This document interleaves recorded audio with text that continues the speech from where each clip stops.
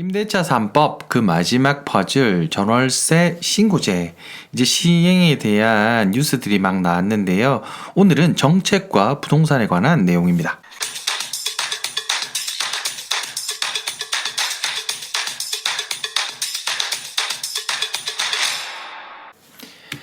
안녕하세요. 배남TV입니다. 오늘은 즐거운 주말이죠. 즐거운 주말 되시고 오늘 하루도 활기차고 행복한 하루 되시기를 두 손 모아 기도드리겠습니다.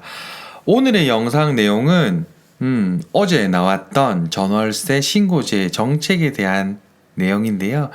정책이나 뭐 이런 것들이 나오면 사실은 가불론박 이게 정책이다 이건 정치다 막 이렇게 말씀 많이 하시는데 그거보다 우리가 가장 궁금한 것은 무엇다? 내가 산 집이나 또는 내가 사고자 하는 계획하는 그 집이 오를까 내릴까?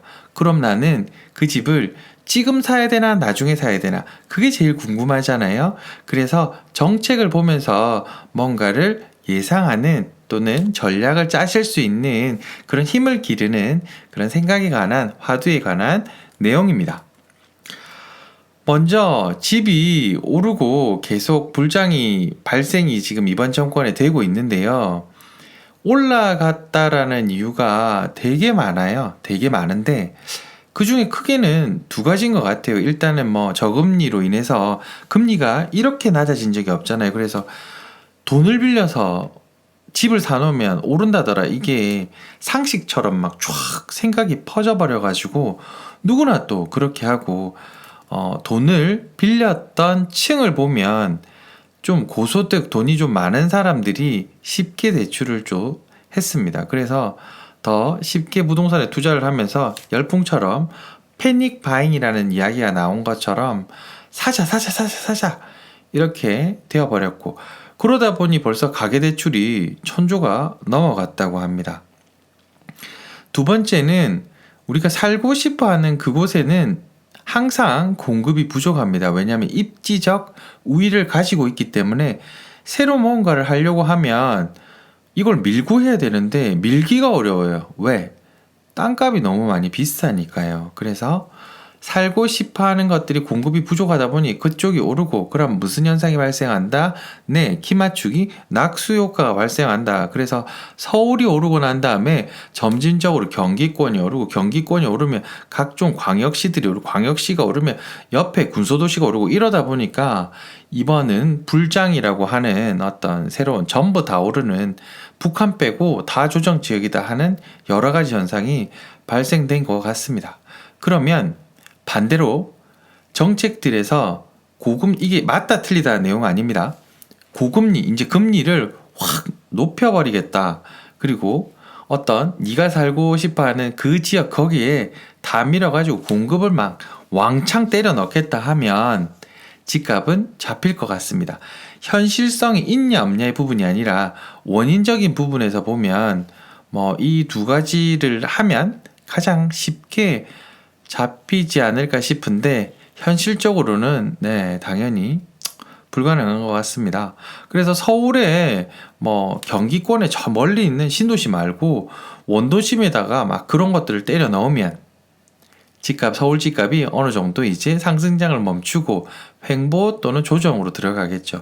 부산은 어떤 산만디 이런 데 공급하는 거 말고 평지에다가 확 깔고 막 바다 다 보이게 쫙 펼쳐지면 부산 집값 또한 지금의 어떤 상승장이 아니라 이제는 뭐 좀 천천히 사도 돼. 뭐 이제는 어떤 조정이나 이런 가격이 맞춰가는 게 될 거야 라고 될 것 같은데 이것은 발생이 안 됐습니다. 그러면 올랐을 원인을 가지고 앞으로 지금까지 나온 정책과 향후에 나올 정책이 이런 것들, 오른 원인들을 제거할 수 있는지 없는지를 보면 내가 지금 사야 될지 나중에 사야 될지 어떤 하나의 기준점이 되지 않을까 생각합니다.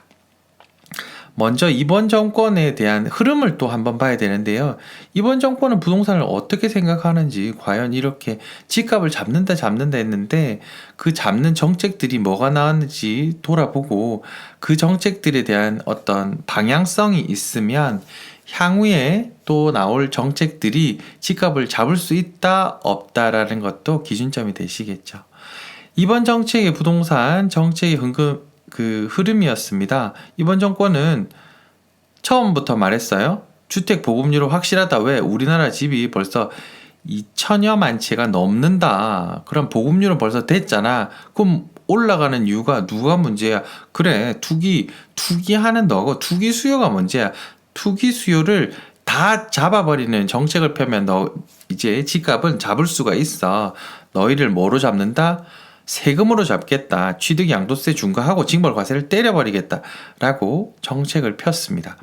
이 정책은 일부분 정책이 나왔을 때는 사실 제일 처음에 나왔을 때는 집값이 뭐 금매도 나오고 막 이렇게 흔들렸는데 그게 이제 너무 많이 나오다 보니까 사람들이 내성이 생겨서 정책이 나오면 오히려 집값이 뛰는 기현상까지 발생을 했죠. 그러다 보니 다시 정책을 펴는 어떤 일관성을 무시하고 공급을 해줄게. 내가 공급이 문제다. 갑자기 이렇게 나왔어요. 그래서 누가 한다? 공공이 공급을 많이 해주겠습니다. 라고 말을 했어요. 공공 재개발을 하고 경기권에 신도시를 왕창 때려 넣겠다. 이런 정책들을 폈는데 사실은 이게 주택이나 부동산은 근시한 내에 아주 단기적으로 뭔가를 만들어낼 수 있는 재화가 아닙니다.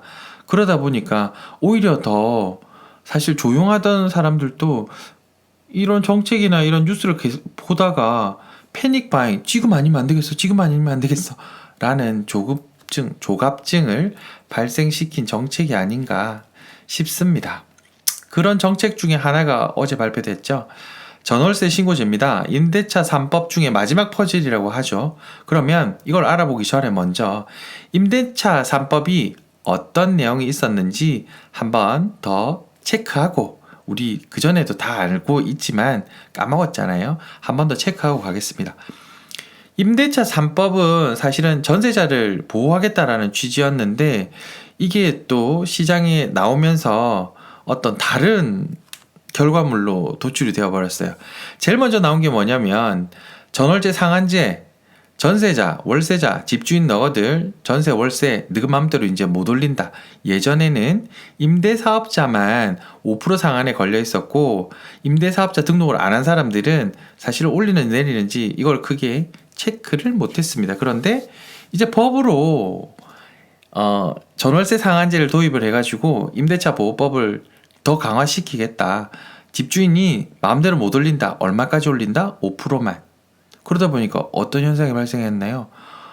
그러면 그 시행하기 전에 이제 이걸 끝나고 새로 받을 때는 다시 시작이니까 더 많이 받아도 아예 미리 위에 띄워서 받아버렸어요. 더 높게, 전세가를 더 높게, 월세를 더 높게 받았어요. 그리고 뒤에 나온 게 또 같이 나온 게 있죠.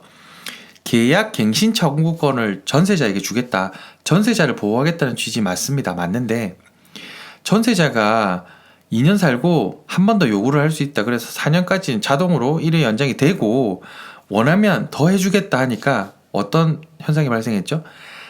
새로 전세를 구할 때 아예 저 위에 미리 4년치 막 5년치 6년치를 막 더 올려다 보니까 뉴스에 그런 게 나왔지 않습니까? 전세자가 면접을 봐야 된다. 이런 걸 봐야 되고 집주인들이 되게 많은 요구사항을 걸어서 뉴스에 네이버 메인에 한번 나온 적이 있죠. 이렇게 전세 가격이 뛰다 보니까 어떤 현상이 발생했다? 네, 매매가를 들어 올려버린 거예요. 매매가 자체를. 그 중에 이 임대차 3법 중에 하나 이제 전월세 신고제가 어제 뉴스로 나왔습니다. 시행은 6월 1일부터 합니다. 6월 1일부터 하는데 신고하라는 거 아이가? 그냥 신고만 하면 되는 거 아이가? 전세 받는데 집 쫓겨난 거 하나 있는데 그 신고만 하면 되는 거 아니까? 그런 내용이 아닙니다. 왜냐하면 소득 있는 곳에 세금을 부과시킵니다. 단순한 이 전월세 신고대에서 쫓겨남는 거에 대한 세금이 아니라 보시죠. 이렇게 되는 겁니다. 이 법 시행을 임대차 3법 시행 6월 1일부터 시행, 물론 계도기간 1년을 줍니다만은 그걸 하고 난 다음에 뭐가 발생하냐면 지역의료보험에 가입이 되어버리세요. 소득이 있으면 네가 전세나 월세를 내서 전세 같은 경우에 간주임대료로 지급을 합니다. 그리고 월세는 1년치 월세를 계산을 해서 공제액 빼고 소득이 발생했잖아요. 그러면 너는 지역 의료보험에 이제 가입해야 돼. 그래서 의료보험비를 내야 돼. 원래 나는 의료보험을 안 내도 됐어요. 왜냐면 부양가족으로 해서 이 직장 의료보험을 가입되는데 같이 딸려 있었는데 이 소득이 발생 쫓게 했다고 지역 의료보험을 가입해가 지역 의료보험을 내래요. 이 소득에 대한 세금을 별개로 하고 그러다 보니까 이 부분 나는 사업자도 아닌데 사업자 비사업자를 안 가립니다. 그럼 어떤 현상이 발생할까요?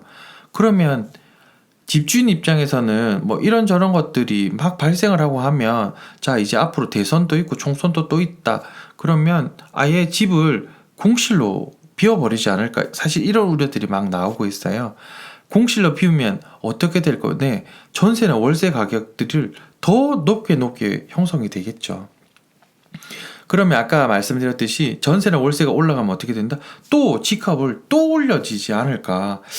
사실은 겁이 납니다. 물론 한쪽의 현상을 보면서 좋은 어떤 취지에 대한 부분들을 이야기 참 하고 싶습니다. 하고 싶지만 이런 취지보다는 지금은 이때까지 정책들이 나온 것들을 돌이켜보면 반대적인 부분에서 더 크게 부과가 되니까 그런 부분이 좀 염려가 됩니다.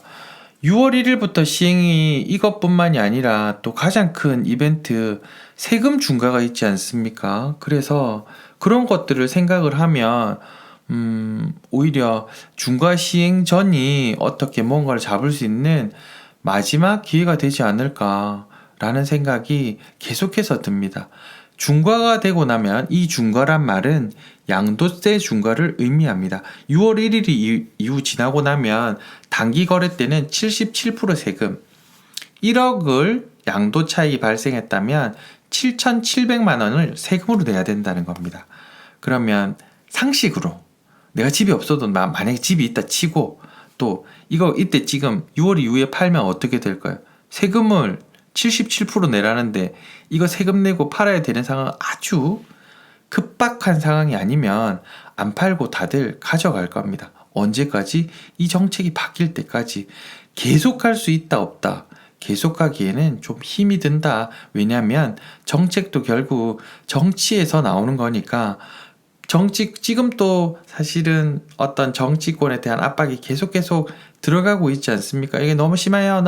이렇게 1주택자도 이제 종부세를 6월 내라 하면 정말 현실적으로 12월 달에 그 고시를 받으면 또 한 번에 어떤 이슈가 또 나오지 않을까. 그런 생각이 듭니다. 그러다 보니까 5월 30일까지 파는 금매를 내는 부분들, 이분들은 뭐냐면 털어야 되는 것들은 그냥 좀 금매로 싸게 털어야 되기 때문에 싸게 내는 거고 6월이 넘어가게 되면 아이고 이왕 뭐 세금 내는 거 버틸 수 있는 사람 그리고 당장에 안 내도 될 사람은 이제 진짜로 안 낼 수도 있어요. 그래서 5월 30일까지 뭔가 계획을 하고 있었거나 지금 뭐 뭔가 해야 될까 말아야 될까 나중에 내년에 할까 아니면 올해 할까 생각하시는 분들은 이것도 한번 잘 생각하셔가지고 양극화가 확 발생을 하고 어떤 또 뭐 작년 재작년처럼 뭔가 조금 늦었다고 막 지각비 패턴이 발생하는 상황이 6월 2월에는 또 벌어질 수도 있으니 그 점도 한번 유념해 보시는 게 좋을 것 같습니다.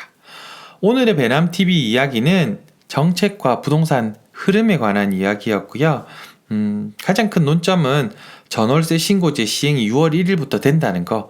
이제 전세를 내든 월세를 내든 30일 이내 신고를 해야 된다는 거. 그 내용에 대한 영상이었고요. 지금 당장 뭔가를 뭐 사실 계획이 있으셨거나 뭐 어떤 전략이 있으신 분들이 막 서둘러라 라고 말씀을 드리기 참 싫지만 아까도 말씀드렸죠. 카운트가 되는 날짜가 6월 1일이기 때문에 이제 한 달하고도 조금 더 남았습니다. 그래서 지금 이 시기에 한번 생각을 해보시고 어쩌면 내가 잡고 싶어하는 그곳이 이 시점을 잘못 맞춰버리면 또 가격을 밀어 올려버리는 현상이 발생될까봐 염려가 돼서 한번 말씀을 드려보는 영상이었습니다. 좀 더 나은 미래를 꿈꾸고 공부하시는 구독자님 모두가 행복하고 즐거운 날만 가득 되시기를 두 손 모아 기도드리며 구독해 주시고 시청해 주시고 들어주셔서 진심으로 감사드립니다. 구독자님 사랑합니다.